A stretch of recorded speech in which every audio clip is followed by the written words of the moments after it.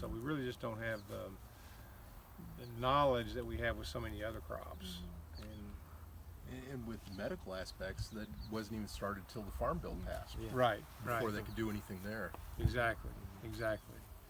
So it's changing, but if you look over the hillside over there, I often point this out. You see the corn and the soybeans on that hillside. You know, we've been researching those for 100 years on the corn, almost 50, 60 on the beans. But we've bred them so that we've been doing this for so long. If you look, every plant has the same height, and on every plant, the reproductive parts are located on the stalk or on the stem of the soybean. They're all located within a specific area. And when we look at some of these plots, you're going to see that we're not even close to that on industrial hemp. Yeah, I noticed. Yeah, you just see so much height variations and so forth. So we've just got a lot of work to do, and Finding the right varieties oh gosh, for the area yes, that will give you the right type of product at the end of Right. the year. So you mentioned that millions of dollars, earning money. So that was my question to Rick before that. If farmers are growing like thousands of acre of this hemp, who is taking that hemp? The major, consumers like the industry. Okay. Yeah. So when this first got started, everybody, well, before this first got started, like in 2013 and even before, when there was some talk about it before the Farm Bill passed and stuff like that, I think most people thought that grain and fiber would be what we'd be growing for. But this CBD thing has just flipped everything upside down. And in Kentucky, farmers applied to grow 60,000 acres this year. In Kentucky, 60,000. Last year they applied to grow 16,000. Wow. Oh wow. 5 times. Yeah, Like 4 to 5 five. times Yeah. increase. Wow. Okay. They won't plant. They'll plant about half of that, or maybe even a little less. About 22 to 25,000 acres is kind of what we're hearing. But of that, 91% of it will be planted for CBD production. Yeah. So very little for grain and fiber. Very little. But what they do with the materials like leftover, they can process The leftover material like litter. Right. like after you get the CBD and stuff. So Right. Well, excuse me, let me just go. Sure, yeah. So we'll go and look at some of the materials Okay. and like that, so you can kind of get an idea. Everything that we've planted on this setup here has been planted with a drill, like you would drill corn or soybeans. Yeah. And then most everything down here has been that way, but these first 2 rows that you can see that are still very green, Yeah. those were planted with a tobacco setter, transplanter, Okay. and that would be for CBD type material. So, but this is the same variety or 2 different varieties? 2 different varieties. Oh, okay. 2 different varieties. Okay. So it really depends on what your end goal is. So this is pretty dwarf. So is this for the CBD and the taller one is for the fiber production? Yeah, we're so very dry right now Okay. that if we were doing this a little different, if we were under a if we were under plaster culture, or like you would do similar for like tomatoes or watermelons or strawberries or something like that. If we had that plastic and we had drip irrigation and we were feeding nutrients through that drip irrigation, then we would anticipate those plants being at least twice that big. But that's the dry. Okay. But it's so dry that they're not. Yeah. And so, So you think that their height will be higher than these one?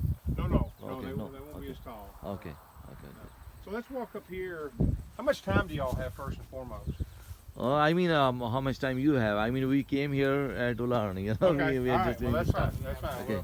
We won't Sorry, rush I'm things. taking the video. Do you have any? Just so that we keep maximum of the Sure, information. sure, absolutely. Okay. Okay. absolutely. Thank you. So this is the first trial we planted this year, Yes. and this is our dedicated fiber variety trial.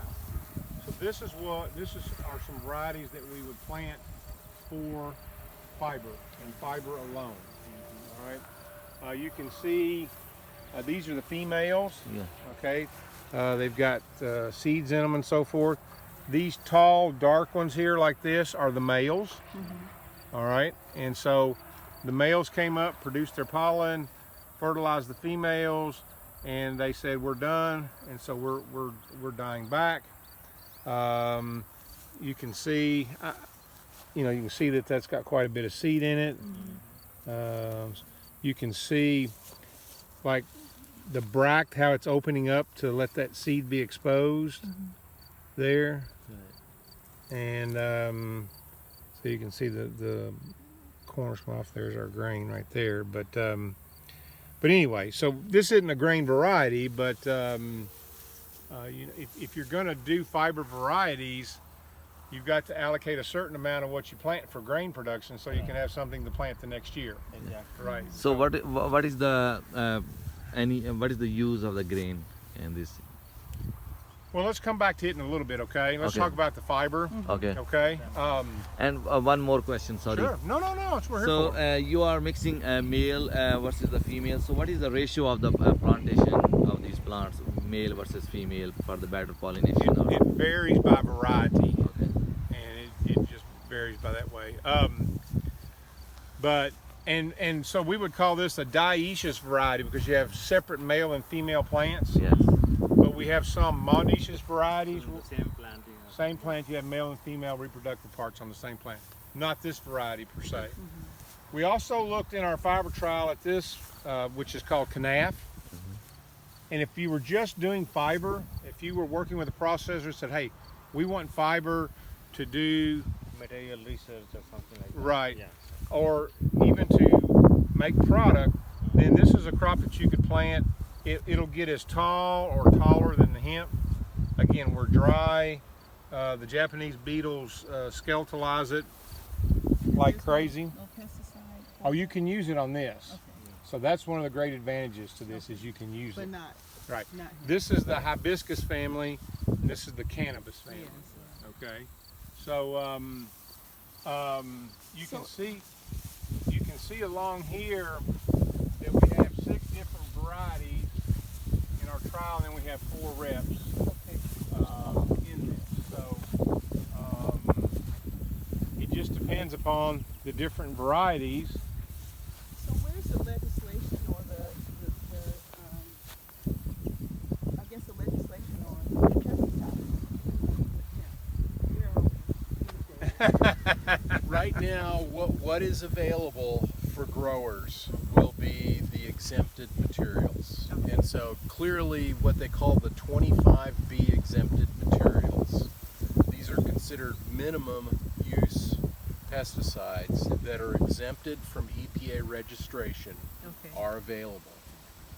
What is in a gray area would be the minimal use pesticides that also have exemptions but are not exempted from EPA registration. And that's just it's a really strange gray area right now. I know many producers are using those minimal use ones, and I don't think that I haven't heard of anyone running into legal problems with that.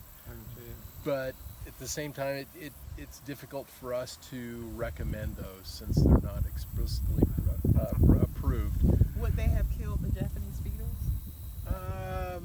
There's some that would have helped. The EPA now we're right now in a 30-day comment period on 10 minimal use pesticides that they're proposing to register sometime after the 23rd of September.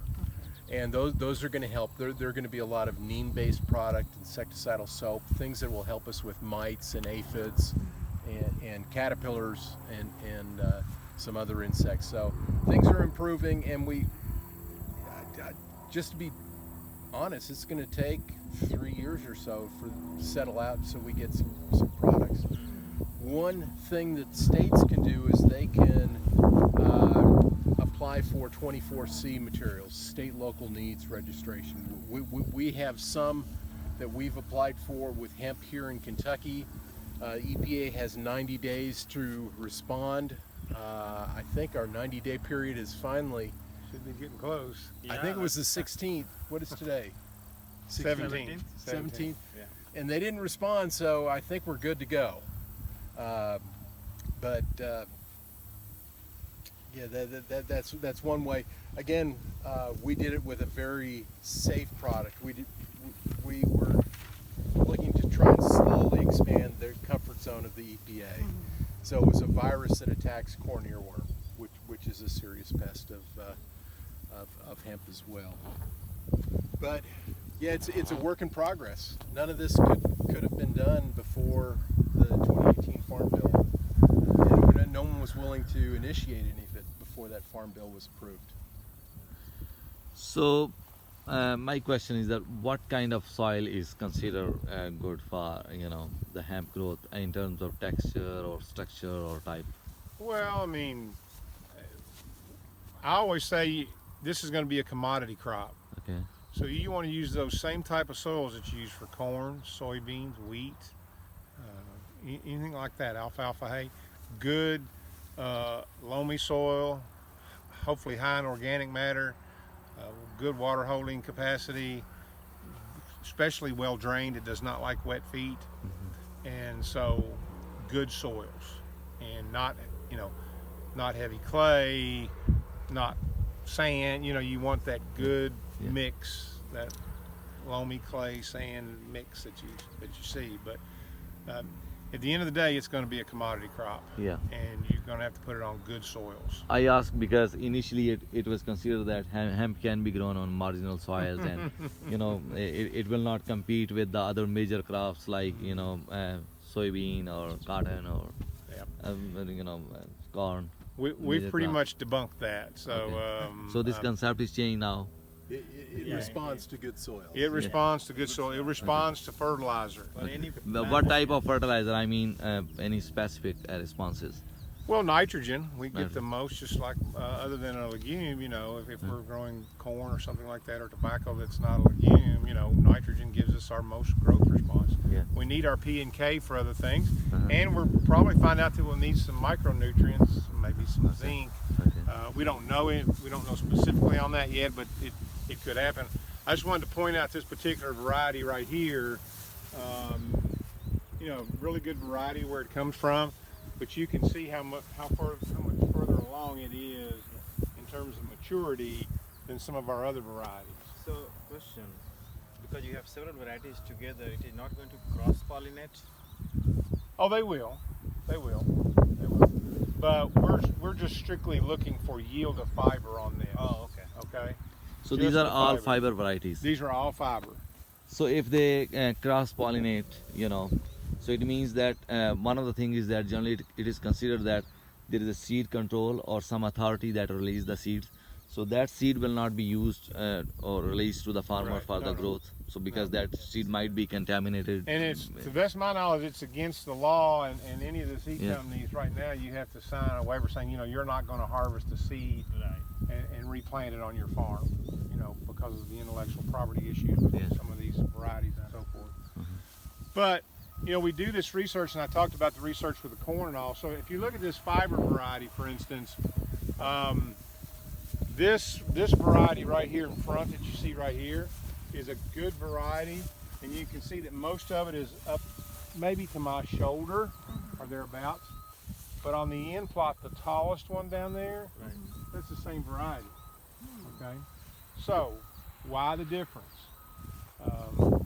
We don't know right off the top of the hand, and while this data is good, we're going to harvest this probably next week, or well, I don't know, we may let it grow. If we get a little rain, we'd like to let it go a little bit, but 1 year's worth of data is worthless. Right. I mean, we've got to build that 2, 3, 5, 10 years You need. that says, oh, thank you. That says, yeah, it didn't do so well this year, but over the long term, we know that variety A out yields variety B, and that Right. we can get 5 tons of